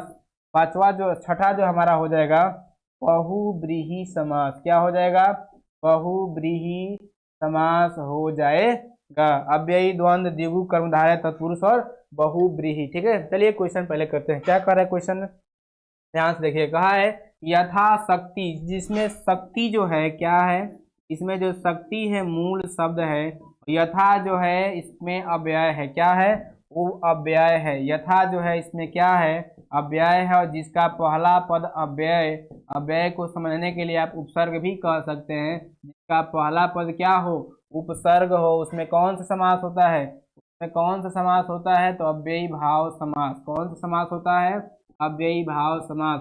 यथाशक्ति, इसका अगर दो भागों में डिवाइड करते ये भी बनेगा, या यथाशक्ति के अनुसार, ठीक है, क्या बनेगा, शक्ति के अनुसार भी बन जाएगा। शक्ति के अनुसार भी इसका सही होगा, शक्ति के अनुसार, शक्ति के अनुसार भी सही हो जाएगा। तो यथा जो क्या है, अव्यय है, तो इसमें कौन सा समास होगा, यथाशक्ति में कौन सा समास होगा, आपका अव्ययी भाव समास। ऑप्शन में नहीं दिया है, उपयुक्त में से कोई नहीं, क्या हो जाएगा, उपयुक्त में से कोई नहीं। अगला क्वेश्चन देखते हैं। शीतोष्ण क्या है, शीतोष्ण है, शीत प्लस उष्ण क्या बनेगा, शीत प्लस उष्ण बनेगा। शीत जो है विशेषण शब्द है, ठीक है, क्या है, विशेषण शब्द है, जिसका पहला पद विशेषण कैसा समास होता है, वो जो समास होता है कर्मधारय समास होता है, इसमें कर्मधारय समास हो जाए। एक बार और समझिए, एक बार और समझिए। जिसका पहला पद अव्यय अर्थात उपसर्ग हो, अव्ययी भाव समास। इसको दो भागों में तोड़ने पर और योजक चिन्ह, माइनस का चिन्ह अथवा या आए, कौन सा समास, द्विगु समास, सॉरी द्वंद्व समास। जिसका पहला पद संख्यावाचक, कौन सा समास, द्विगु समास। जिसका पहला पद विशेषण, कैसा समास, कर्मधारय समास। जिसके तोड़ने के बाद, जिन शब्दों को तोड़ने के बाद बीच में कारक चिन्ह छिपे हों, तत्पुरुष समास। जिसके दोनों पद प्रधान न होकर कोई तीसरा पद अर्थ उत्पन्न हो, उसे हम क्या कहते हैं, बहुब्रीहि समास। ठीक है। अगला क्वेश्चन देखते हैं। कहा है कि त्रिभुवन, पहला पद संख्यावाचक, तीन भुवन क्या होगा, तीन भुवन। दो भागों में अगर तोड़ दे तो क्या बनेगा, तीन भुवन, या तीन भुवनों का समूह, क्या हो जाएगा, तीन भुवनों का समूह, क्या हो जाएगा, समूह हो जाएगा। तीन भुवनों का क्या हो जाएगा, समूह हो जाएगा। हम देखते हैं कि पहला पद यहाँ पे क्या है, संख्यावाचक है, और संख्यावाचक किसमें होता है, तो संख्यावाचक मेरे भाई, संख्यावाचक जो होता है द्विगु में होता है। ठीक है। द्वंद्व में और छिपे, द्विगु में गणना पद आवत है, गणना अर्थात संख्यावाचक हो। ठीक है। इस किसका ये विग्रह है, तो त्रिभुवन शब्द का हमने विग्रह किया है, तो तीन प्लस भुवन बनाया है। ठीक है। तीन प्लस भुवन अर्थात भवन, भुवन मतलब नहीं, भुवन मतलब लोक, क्या होगा, लोक, लोक होता है। ठीक है। तीनों लोक, लोक, ठीक है, याद रखिएगा, लोक, तीन भुवनों का समूह। ठीक है। यहाँ पे तीन क्या है, संख्यावाचक है, तो कैसा हो जाएगा, द्विगु समास, क्योंकि द्विगु में ही पहला पद संख्यावाचक होता है। आगे देखते हैं। अगला मेरा क्वेश्चन क्या कर रहा है, अन्न जल, पहले तो तोड़ो इसको मेरे भाई। अन्न जल को अगर दो भागों में तोड़ते हैं तो ये बनेगा अन्न और जल, क्या बनेगा, अन्न और जल बनेगा। और इसके दोनों पद क्या हैं, इसके दोनों पद ही प्रधान हैं। जितना महत्व अन्न का है उतना महत्व जल का है, और जहाँ पे दोनों पद प्रधान होते हैं वहां पे कौन सा समास होता है, तो द्विगु समास होता है। ठीक है, कौन सा होता है, सॉरी द्वंद्व समास होता है। कौन सा होता है, द्वंद्व समास होता है। इसके दोनों पद क्या है, प्रधान है, तो द्वंद्व समास हो जाएगा। द्वंद्व में और छिपे द्विगु में गणना पर। ठीक है, माता पिता, माता का जितना महत्व होता है उतना महत्व पिता का भी होता है, और जिसके दोनों पद प्रधान हो उसे हम क्या कहते हैं, द्वंद्व समास कहते हैं। जितना महत्व अन्न का है उतना महत्व जल का भी है, तो द्वंद्व समास हो जाएगा। ठीक है, चलिए आगे देखते हैं। अगला क्वेश्चन क्या कर रहा है कि नीलकंठ क्या है, नीलकंठ, इसको थोड़ा देखते हैं। नीलकंठ, अगर नीलकंठ को हम दो भागों में डिवाइड करते हैं तो बनेगा नील अर्थात नीला प्लस कंठ, क्या बनेगा, कंठ बनेगा। ये एक तरफ से और बांट सकते हैं, नीला है जो कंठ, क्या बनेगा, नीला है जो, नीला है जो कंठ, नीला है जो कंठ बनेगा, क्या बनेगा, नीला है जो कंठ। एक चीज हम देखते हैं यहाँ पे, इसका पहला पद क्या है, विशेषण है। पहला पद क्या है, विशेषण है, लेकिन जिसका पहला पद विशेषण होता है उसे हम कर्मधारय समास कहते हैं। क्या कहते हैं, कर्मधारय समास कहते हैं। लेकिन एक बात है कि जब दोनों पदों को, किसी शब्द को दो भागों में तोड़े हैं और दोनों पदों का महत्व न रह के कोई तीसरा पद या कोई तीसरा अर्थ उत्पन्न हो जाए तो उसे हम क्या कहते हैं, बहुव्रीहि समास कहते हैं। और नीलकंठ किसी और नाम से जानते हैं, कोई जाना जाता है, उसका नाम क्या है, शिव, अर्थात शंकर को हम कहते हैं। ठीक है, तो शिव जो है एक तीसरा अर्थ प्राप्त होता है, एक तीसरा नया नाम प्राप्त हो जाता है। तो यहाँ पर हम इसे कर्मधारय न कह क्या कहेंगे, बहुव्रीहि समास। क्या हो जाएगा, बहुव्रीहि समास इसमें हो जाएगा। तो नीलकंठ में कौन सा समास है, बहुव्रीहि समास है। कैसा समास है, बहुव्रीहि समास है। ठीक है, बहुव्रीहि समास है। अच्छा, अगर बहुव्रीहि ऑप्शन में ना होता, अगर कर्मधारय होता तो आप इसे विशेषण देख के, क्योंकि सभी रंगों के नाम विशेषण होते हैं, विशेषण देख करके आप क्या लगा सकते थे, कर्मधारय लगा सकते थे। चलिए अगला क्वेश्चन देखते हैं। अगला क्वेश्चन मेरा क्या कर रहा है कि निम्नलिखित शब्दों के अनेक अर्थ हैं दिए गए हैं, विकल्पों में से जो शब्द सही सही अर्थ, सही का अर्थ, ठीक है, सही का अर्थ नहीं है उससे उत्तर पत्रक में चिन्हित कीजिए। अर्थात जो सही अर्थ नहीं है उस शब्द का उसी को चिन्हित करना है, उसी को टिक करना है। चलिए क्वेश्चन पहले देखते हैं। क्वेश्चन क्या कह रहा है, मैंने कह रहा है कि अज, क्या है, अज, और मेरे भाई अज मतलब विष्णु भी होता है, क्या होता है, विष्णु भी होता है, शिव भी होता है, क्या होता है, शिव का भी अर्थ होता है, ब्रह्मा का भी अर्थ होता है, किसका होता है, ब्रह्मा का भी अर्थ होता है, साथ ही साथ बकरा का भी अर्थ होता है, किसका अर्थ होता है, बकरा का भी अर्थ होता है, और भेड़ का भी क्या है, अर्थ होता है। क्या चीज, अज। तो ये देख रहे हैं कि बकरा भी दे रखा है, शिव भी दे रखा है, ब्रह्मा भी देख रखा है। ये हमारा राइट आंसर क्या हो जाता है। क्वेश्चन को थोड़ा पढ़ो, इसका राइट आंसर तो उपयुक्त में से एक से तो अधिक हो जाएंगे, ठीक है, लेकिन हमारा क्वेश्चन क्या कहा है, क्वेश्चन थोड़ा पढ़िए।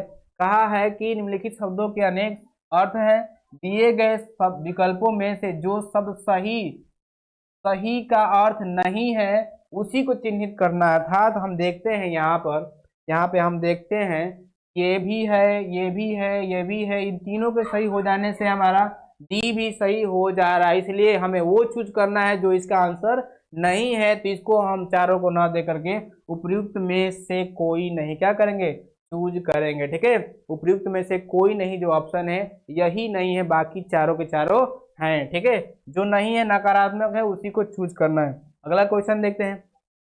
अर्थ क्या कर रहा है, अर्थ, अर्थ का मतलब क्या होता है, धन भी होता है, कारण भी होता है। कोई अर्थ क्या अर्थ निकल रहा है, क्या कारण है, धन भी होता है, कारण भी होता है, लेकिन अक्षर नहीं होता है, और यही जो नहीं होता है वही हमें चूज करना है। तो अक्षर इसका राइट आंसर हो जाता है। आई बात समझ में। चलिए आगे देखते हैं। अगला क्वेश्चन क्या कह रहा है, अगला क्वेश्चन कह रहा है कि हरि क्या है, हरि का अर्थ क्या नहीं होता है। तो हरि मतलब विष्णु भी होता है, ठीक है, महावीर, मेढक भी होता है, महावीर भी होता है। ठीक है, उपयुक्त में से सभी होंगे लेकिन ये नहीं होगा, तो इसका भी राइट आंसर ई ही हो जाएगा। ठीक है, इसका राइट आंसर क्या हो जाएगा, ई हो जाता है। हरि मतलब क्या होगा, विष्णु भी होगा, मेढक भी होगा, ठीक है, महावीर भी होगा।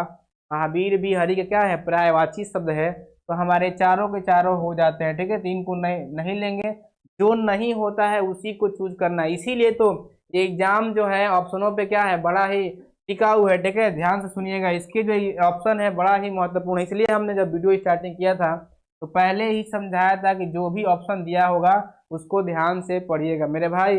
जो होता है उसको नहीं लेना है, जो नहीं होता है उसको लेना है, ठीक है। उपयुक्त में से कोई नहीं जो ऑप्शन है यही गलत है और इसी को हमें चूज करना है, बाकी जो सही होगा उसको चूज नहीं करना है।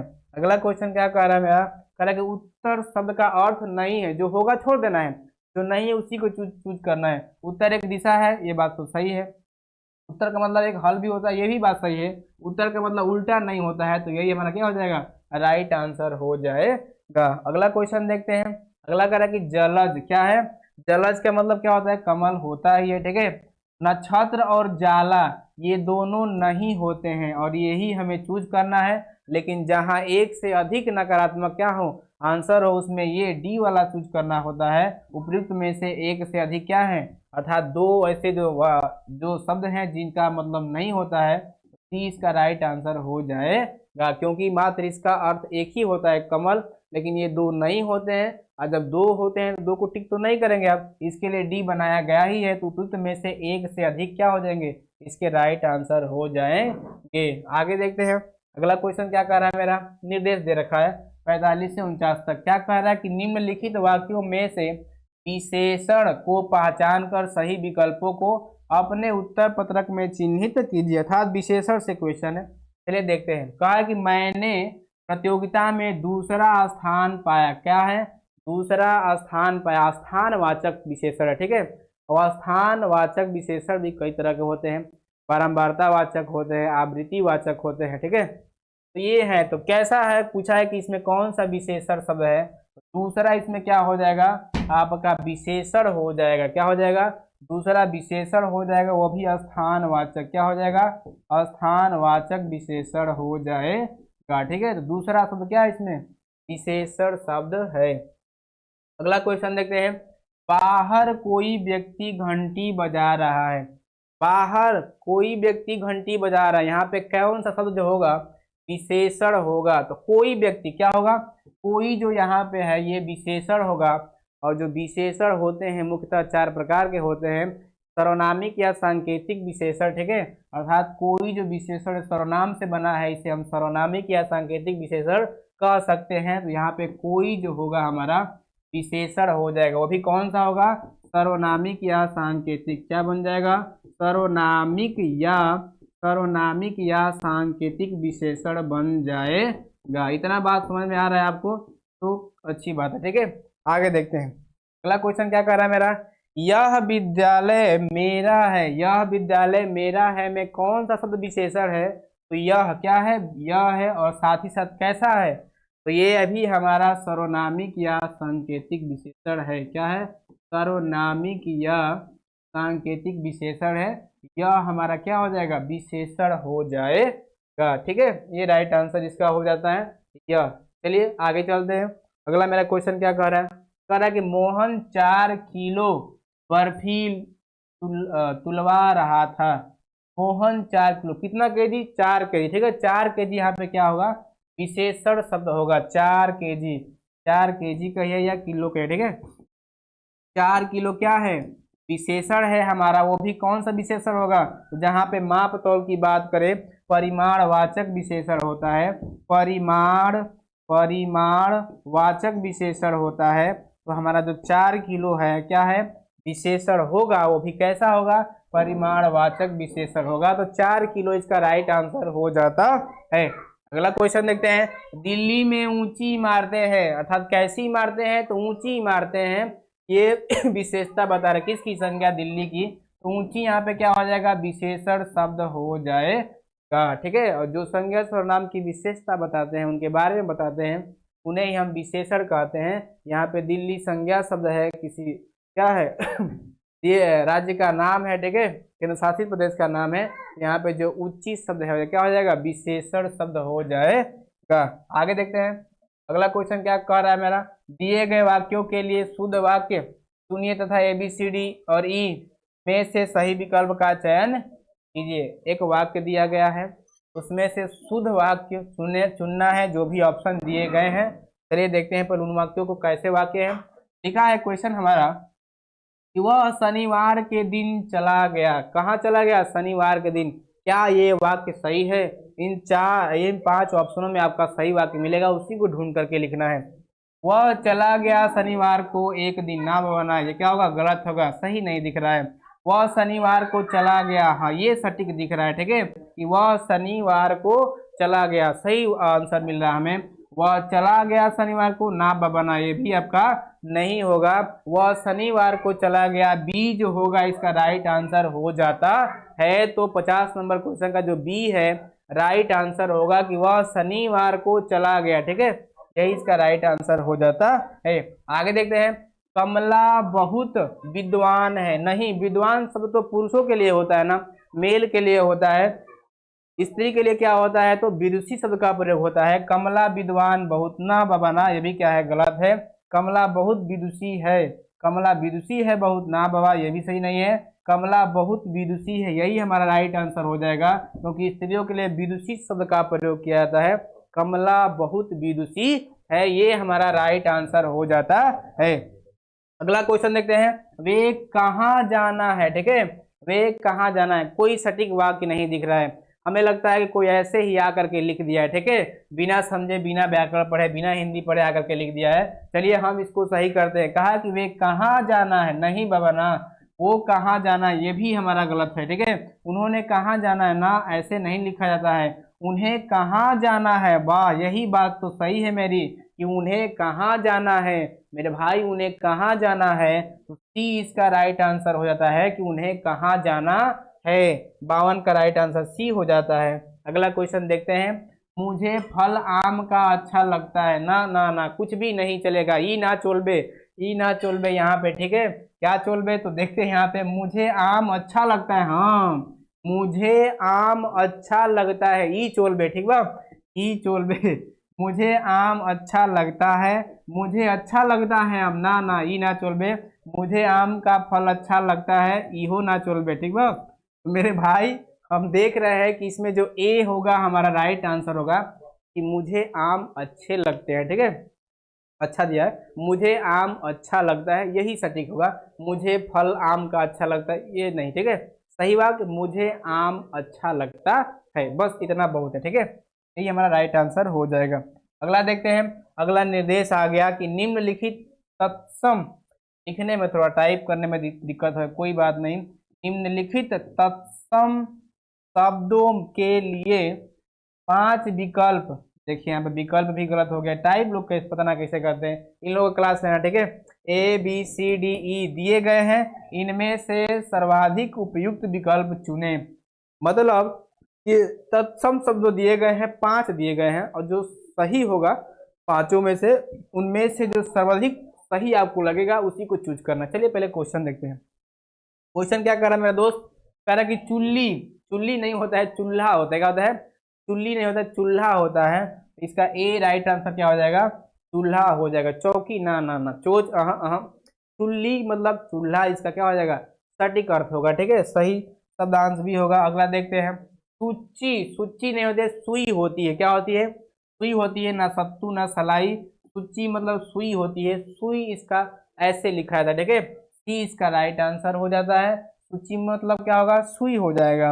अगला क्वेश्चन देखते हैं। काष्ठ, और काष्ठ मतलब काठ भी होता है, और लड़की नहीं होता है, लकड़ी होता है, क्या होता है?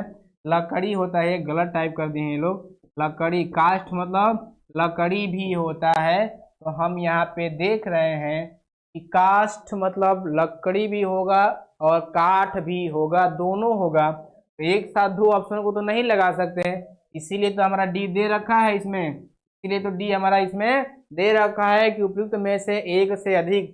तो यहाँ पे क्या हो जाएगा? काठ भी हो जाएगा, लकड़ी भी हो जाएगा, तो डी इसका राइट आंसर हो जाता है। आगे देखते हैं। आगे का लगा कि स्वर्ण क्या है? स्वर्ण, और आप जानते हैं कि स्वर्ण मतलब क्या होता है? स्वर्ण मतलब तो सोना होता है। स्वर्ण मतलब क्या होता है? सोना होता है, बनाने वाले को स्वर्णकार कहते हैं, ठीक है, स्वर्णकार या सुनार कहते हैं। स्वर्णकार जो है तत्सम शब्द हो जाता है, और सुनार जो है हमारा तद्भव शब्द हो जाता है, तद्भव शब्द हो जाता है, याद रखिएगा। तो स्वर्ण मतलब क्या हो जाएगा? सोना हो जाएगा, क्या हो जाएगा? सोना हो जाएगा। अगला देखते हैं निर्देश, क्या दे रखा है निर्देश भाई, तो 58 से 86 तक जो क्वेश्चन है निम्नलिखित अशुद्ध शब्दों के लिए 5-5 विकल्प दिए गए हैं। ठीक है मेरे भाई, 5 तो हमें सब में मिल रहा है। इनमें से शुद्ध शब्दों को चुनकर उत्तर पत्रक में चिन्हित कीजिए, यह करना है।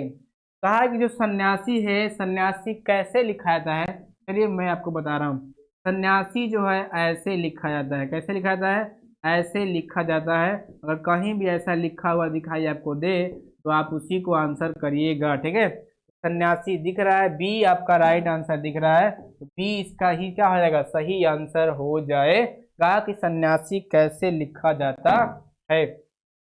त्याज्य नहीं, त्याज्य नहीं होता, त्याज्य होता है, त्याज्य होता है। और त्याज्य जो है ऐसे लिखा जाता है, कैसे लिखा जाता है, त्याज्य जो है ऐसे लिखा जाता है, आपको हम बता दें ऐसे लिखा जाता है। यहाँ पे दे भी रखा होगा, ऐसे लिखा जाता है। तो ये जहाँ भी लिखा होगा वही इसका राइट आंसर होगा, ये नहीं होगा, ठीक है। ये आपका हो जाएगा सी, इसका त्याज्य क्या हो जाएगा, राइट आंसर हो जाता है 59 नंबर का। अगला क्वेश्चन देखते हैं, सुदृढ़ नहीं, इनमें से टाइप नहीं हो पाया, ठीक है। चलिए सुदृढ़ हम बता रहे कैसे लिखा जाता है। सुदृढ़ जो होता है, सुदृढ़ जो होता है ऐसे लिखा जाता है, कैसे लिखा जाता है, ऐसे लिखा जाता है। याद रखिएगा, यही आपको क्या हो जाएगा, राइट आंसर हो जाएगा। ऑप्शन लोग नहीं दे पाए, टाइप ही नहीं हो पा रहा था, ठीक है, ये सब आ ही नहीं पा रहा था, तो हम बोले कि कोई बात नहीं, हम अपने से लिख देंगे, ठीक है। तो सुदृढ़ ऐसे, उसमें ऐसे भी लिखा था, ध्यान से देखिएगा, उसमें ऐसे भी लिखा था। तो मेरे भाई ये क्या होगा, ये आपकी बड़ा ऊ की मात्रा नहीं होती है, छोटा ऊ होता है, ठीक है, छोटा ऊ होता है, याद रखिएगा। ये इसका राइट आंसर ये हो जाएगा, सुदृढ़ ऐसे लिखा जाता है। अगला क्वेश्चन क्या कर रहा है, ज्योत्सना क्या है, ज्योत्सना, चलिए हम लिख को आपको बता रहे हैं ज्योत्सना कैसे लिखा जाता है। ज्योत्सना है ऐसे लिखा जाता है, ठीक है, ज्योत्सना जो है ऐसे लिखा जाता है, ज्योत्सना ऐसे लिखा जाता है। अगर आपको कहीं दिखाई दे रहा है तो आप उसको लगा सकते हैं, ठीक है।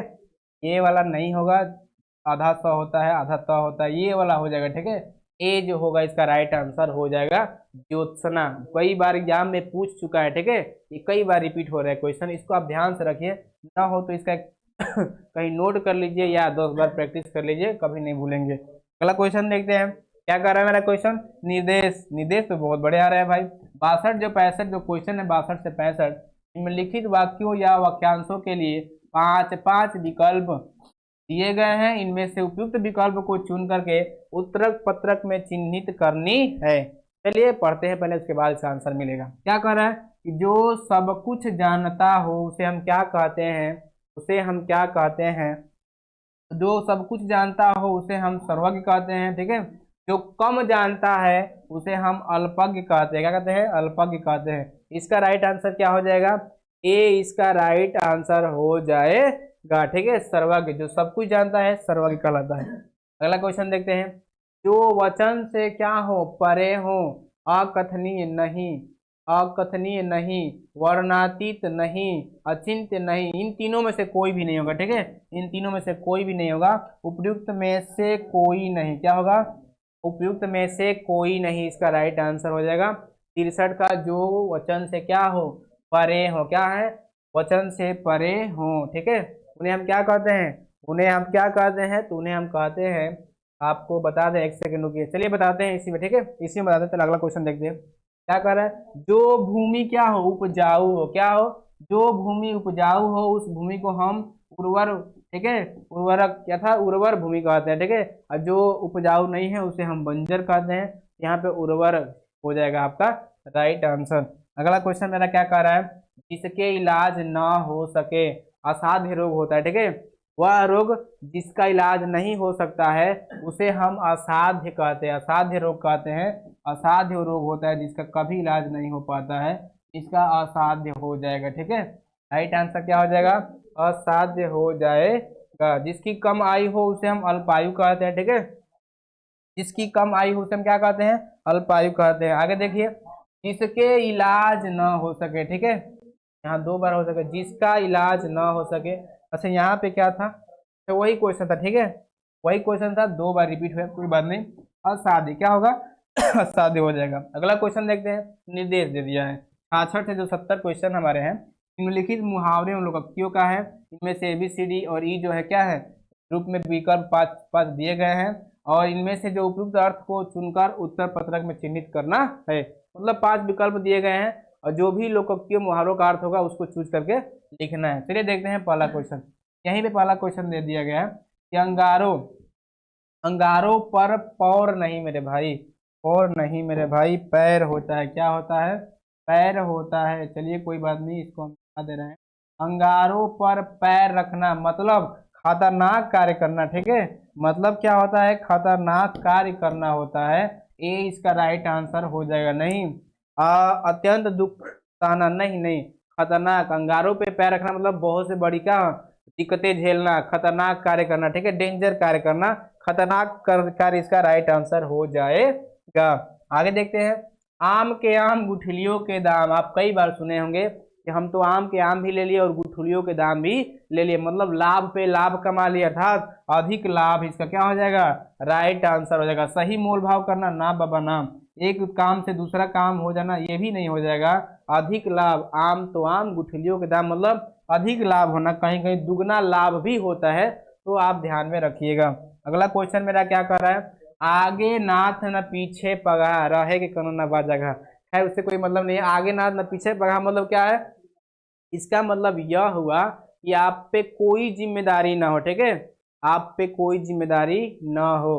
माँ बाप का ना होना ये आपका क्या है? गलत है। जिम्मेदारी, मूर्ख धनवान नहीं, किसी तरह की जिम्मेदारी का ना होना ये राइट आंसर हो जाएगा। ठीक है, ये आगे नाथ ना पीछे पगा, आप पे कोई जिम्मेदारी नहीं, माँ बाप से कोई मतलब नहीं है, ये याद रखिएगा। किसी तरह की जिम्मेदारी ना होना ये सटीक आंसर इसका है। अगला क्वेश्चन देखते हैं। कान देना, कान देना मतलब आप किसको देते हैं कान? कोई बात जब गहरी रहती है, कोई महत्वपूर्ण बात रहती है, उसे आप ध्यान से सुनते हैं, तो ध्यान देना क्या हो जाएगा? ध्यान देना। ठीक है, बिल्कुल ध्यान ना देना नहीं। अगर यही होता कि बिल्कुल ध्यान देना तो ये आपका सही हो जाता है, लेकिन बिल्कुल ध्यान देना, ध्यान ना देना तो ये गलत हो गया। ठीक है, तो ध्यान देना क्या हो जाएगा? राइट आंसर हो जाएगा। अगला देखते हैं क्वेश्चन हमारा। अगला क्वेश्चन है गूंगे का गुड़, गूंगे का गुड़ अर्थात जो गूंगे मीठे फल का अंतर ही रस, जो गूंगा व्यक्ति मीठे फल का रस अंतर्गत ही भावे। ठीक है, इसका मतलब यह होता है कि जो गूंगा व्यक्ति होता है और जो कोई मीठे फल का जो रस होता है उसको अंदर ही अंदर महसूस कर सकता है, वो अपने किसी दूसरे के सामने व्यतीत नहीं कर सकता, उसके अर्थ के बारे में पूछा है कि गूंगे का गुड़ मतलब क्या होगा? जो गूंगे को सुख प्राप्त हो रहा है, जो किसी चीज का रस प्राप्त हो रहा है उसका वर्णन नहीं कर सकता, अवर्णनीय सुख हो जाएगा। क्या हो जाएगा? अवर्णनीय सुख इसका राइट आंसर हो जाएगा। उसको तो सुख प्राप्त हो रहा है, आनंद मिल रहा है, लेकिन किसी के सामने वर्णन नहीं कर सकता। भाई गूंगा व्यक्ति कैसे बोल सकता है? तो अवर्णनीय सुख, गूंगे का गुण मतलब अवर्णनीय सुख हो जाएगा। चलिए आगे देखते हैं। अगला क्वेश्चन मेरा क्या कर रहा है? अगला क्वेश्चन कर रहा है कि 71 से जो 75 निर्देश दिए गए हैं निम्नलिखित अवतरण को ध्यान पूर्वक पढ़िए और पूछे गए प्रश्नों के लिए ABCD जो ई सही विकल्पों का चयन कीजिए। चलिए ये भी पढ़ लिए, देखते हैं क्या है ये क्वेश्चन। कर रहा है कोई चारा नहीं से क्या तात्पर्य है? मतलब कोई चारा ना होना मुहावरे से क्या आप सीखते हैं, क्या तात्पर्य है? कोई चारा ना होना, कई रास्ते होना ना, कोई रास्ते कैसे हो जाएंगे? दूसरा रास्ता ना होना, सही रास्ता होना नहीं, दूसरा रास्ता ना हो। ठीक है, कोई चारा मतलब और कोई दूसरा रास्ता उसके सिवा होना ही ना हो। ठीक है, हम नहीं कहते हैं उसके सिवा कोई चारा नहीं होगा, अर्थात उस रास्ते के सिवा और कोई आपको रास्ता है ये नहीं है, तो दूसरा रास्ता ना होना इसका राइट आंसर हो जाता है। अगला क्वेश्चन देखते हैं। नियत से तात्पर्य है, नियत से क्या है? तात्पर्य है। और नियत से मतलब, नियत मतलब इरादा। क्या होता है? नियत मतलब इरादा। मुख्य अर्थ इसका क्या हो जाएगा? इरादा इसका हो जाएगा, सोच नहीं। ठीक है, सोच नहीं होगा। निश्चय नहीं, नियत मतलब इरादा। क्या इरादा है तुम्हारी, क्या नियति है? इरादा सटीक इसका आंसर हो जाएगा। अगला क्वेश्चन देखते हैं। अगला है कि सात्विक नियम से क्या होता है? सात्विक नियम से क्या होता है? दुनिया का बुरा, दुनिया का भला। मेरे भाई ये पैसेज का क्वेश्चन लगता है कि है, देखते हैं कैसे क्या हुआ है इसमें। कोई चारा ना होना, ये तो क्या है आपके फुहारे लोकोक्ति से है, इसके लिए कोई पैसेज होगा। ठीक है, पहले पैसेज को पढ़िए आप। आसुरी तपस्या से मनुष्य ने क्या बनाया? पैसेज देखते हैं इसके लिए क्या उपयुक्त अवतरण का उपयुक्त शीर्षक हो सकता है। इसमें हम देखते हैं इसके लिए क्या था, एक पैसेज था और वो पैसेज नहीं है, ठीक है, वो पैसेज नहीं है, वो पैसेज टाइप करना ये लोग भूल गए हैं, ठीक है। चलिए देखते हैं, कोई बात नहीं, फिर भी हम फिर भी हम इसको बताने का प्रयास करेंगे। चलिए चलिए हम बताते हैं इसको, ठीक है, ला करके बताते हैं। ध्यान सुनिएगा, ध्यान से सुनिएगा। कौन सा क्वेश्चन था हमारा, ये वाला क्वेश्चन था हमारा, ठीक है। ये तो आपका क्या है, कोई चारा ना होना, लोकोक्ति और मुहावरे से क्वेश्चन है। इसका राइट आंसर बी हो जाएगा, दूसरा रास्ता ना होना। जो अगला ये जो क्वेश्चन है हमारा, नियत से क्या तात्पर्य है, इसके लिए क्या है, एक पैसेज है, ये लोग टाइप करना भूल गए हैं। कोई बात नहीं, हम आपको टाइप पढ़ाते हैं। ध्यान से देखिएगा क्या था वो पैसेज। पैसेज भी दे रखेगा, उसे 4-5 क्वेश्चन बनाएगा आपके सामने, ठीक है। मैं पढ़ रहा हूँ, उसका आप आंसर दीजिएगा, ठीक है। दिया है कि पुराणों में देखा गया है कि तप देवता करते हैं और राक्षस भी, ठीक है। लिखा है पैसेज, यहाँ पे थोड़ा आप देखने का प्रयास करेंगे, ठीक है। ये लोग नहीं टाइप कर पाए हैं, कोई बात नहीं, यहाँ पे हम देखेंगे थोड़ा। लिखा है कि पुराणों में देखा गया है कि तप देवता करते हैं और राक्षस भी। चलिए हम पढ़ दे रहे हैं। राक्षस भी, जिस किसी को कुछ भी सिद्धि प्राप्त करनी है, तप किए बिना कोई चारा नहीं। कोई भी आप सिद्धि प्राप्त करिए, ठीक है, बिना तप किए नहीं कर सकते। इसमें उसकी नियति अगर सात्विक हो, मैंने सही हो, तो उसको उसका और दुनिया का भला होता है। और कोई जो भगवान होते हैं, नियत उसका सही होता है, तो जो भी वरदान प्राप्त करता है उसे अपनी और पूरी दुनिया का भला करता है। अगर उसकी नियति बुरी रही तो वह सारी दुनिया का नाश भी कर सकता है। जैसे राक्षस लोग क्या उसके उदाहरण है। भगवान से क्या करते हैं, वरदान प्राप्त कर करके पूरे लोग पे क्या होते हैं, अपना कब्जा जमाना चाहते हैं। आप देखे भी होंगे, कई महाभारत रामायणों में देखे होंगे। मनुष्य ने एटम बम, हाइड्रोजन बम जैसे अस्त्र तैयार किए हैं। यह सब मनुष्य की तपस्या का ही क्या है, फल है। इस आसुरी तपस्या से दुनिया का तो नुकसान होता ही है, लेकिन ऐसी तपस्या करने वाले स्वयं आत्मनाश तैयार करते हैं, ठीक है। इसका हम आंसर बता दे रहे हैं, ठीक है। पैसेज हमने पढ़ दिया, नहीं समझ में आएगा, अगर आपको यहाँ पे दिखता तो आप और अच्छे से इसका एक्सप्लेनेशन कर सकते थे, लेकिन कोई बात नहीं। चलिए, नियत से तात्पर्य क्या है, इरादा है, इसका हम आंसर बता दे रहे हैं। और अगली वीडियो में इसको हम एक बार पुनः, ठीक है, टाइप करवा के अच्छे से समझा देंगे। सात्विक, सात्विक का अर्थ क्या है, दुनिया का भला, ठीक है। सात्विक मतलब क्या होगा, दुनिया का भला। अगर आप कोई भी तपस्या करके, ठीक है, सिद्धि प्राप्त करते हैं, अगर आपका इरादा सात्विक हो तो उससे आपका भी भला होगा और दुनिया का भी भला होगा। तो इसमें सी इसका राइट आंसर हो जाएगा। अगला क्वेश्चन क्या कर रहा है मेरा, कि आसुरी तपस्या से मनुष्य ने क्या बनाया है। तो असुर जैसी तपस्या करके मनुष्य ने एटम बम बनाए हैं। यहाँ पे एटम बम इसका क्या हो जाएगा, ये राइट आंसर हो जाएगा। अगला क्वेश्चन क्या कह रहा है मेरा, उपयुक्त अवतरण का उपयुक्त शीर्षक हो सकता है। हमने जो भी पैसेज आपके सामने पढ़ा, उसका आखिर शीर्षक क्या हो सकता है, उसका शीर्षक क्या हो सकता है। तो तप उसका शीर्षक हो सकता है, क्योंकि उसमें असुर हो चाहे क्या हो, देवता हो, कोई भी मुनि ऋषि हो, सब तप किए बिना कोई भी सिद्धि प्राप्त नहीं कर सकते। तो इसको हम तप अगर नाम देंगे, इसका शीर्षक तो बड़ा ही सटीक होगा, बड़ा ही अच्छा होगा, ठीक है। तो ये हमारे 75 क्वेश्चन थे मेरे भाई, क्या थे, 75 क्वेश्चन थे। इन्होंने पैसेज को टाइप नहीं किया, फिर भी हम प्रयास करेंगे कि जो अगला वीडियो आपके लिए लेकर आए उसमें एक बार फिर इसको टाइप करा दें और इसको और अच्छे से बताने का प्रयास करें, ठीक है। ये हमारे 75 क्वेश्चन थे। आशा करते होंगे कि आपको समझ में आए होंगे। तो कोई भी दिक्कत परेशानी हो रही है तो आप कमेंट करिए ना, उसका हम आंसर देने के लिए क्या है, तैयार है, ठीक है। एक और क्वेश्चन छूटा था, उसको भी हम आपके सामने बता दें कि क्या था उसका राइट आंसर, ठीक है। क्वेश्चन पहले देखते हैं कौन सा था। क्वेश्चन हमारा था, ये पीछे जाएंगे तो आपको दिखाई देगा, चलिए बताते हैं। नियत, कान देना, ठीक है। अगला क्वेश्चन था, क्वेश्चन हमारा था, कोई पैसेज ही था, जिसकी इलाज ना हो सके उसे असाध्य कहते हैं। और यहाँ ये भी दो रिपीट हो गया था।